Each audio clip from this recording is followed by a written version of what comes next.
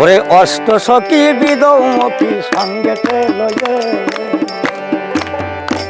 ওরা যমুনার ঘাটাই গেল ঘাগরি কাঙ্কে লয়ে কালো রূপে দেখতে ভালো মাথা তার আইলা শুলো আমার মন বলে কালার কাছেই যাব কালোকে বসাবো ভালো।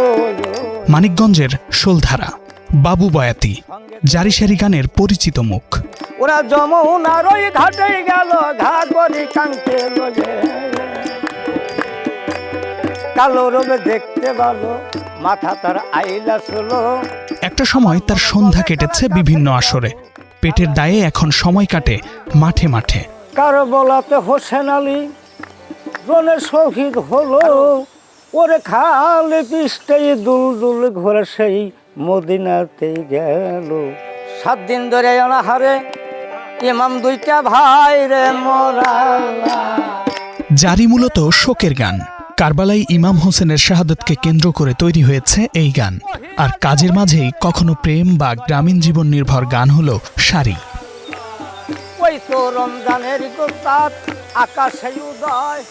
টাঙ্গাইলের শুনশি গ্রামের জব্বার বয়াতি গান করেন ৩৫ বছর, আর বয়াতির বয়স এখন ৫৫। ওস্তাদ খৈমুদ্দিন বয়াতির কাছে নেন জারিসারির তালিম। আহারে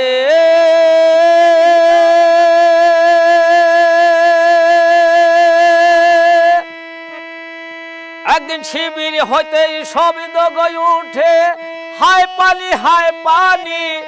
আরে শিবির হইতেই উঠছে গো শব্দ ওরে হায় পানি হায় পানি। আরে সে মারে রে তেরে একটা গো এসে তারে লাই গাছে গরদানে। জারিসারি মনোরসের গান, মানুষ গাইতো ভক্তিতে আর শুনতো আবেগে।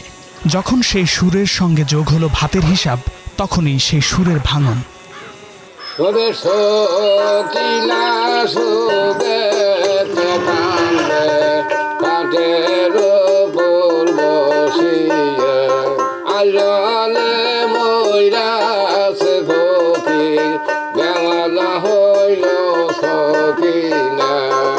কালেভদ্রে জারিসারি শোনা গেলেও বিলুপ্তির পথে বাংলার আদি সংস্কৃতির এই লোকজ ঐতিহ্য।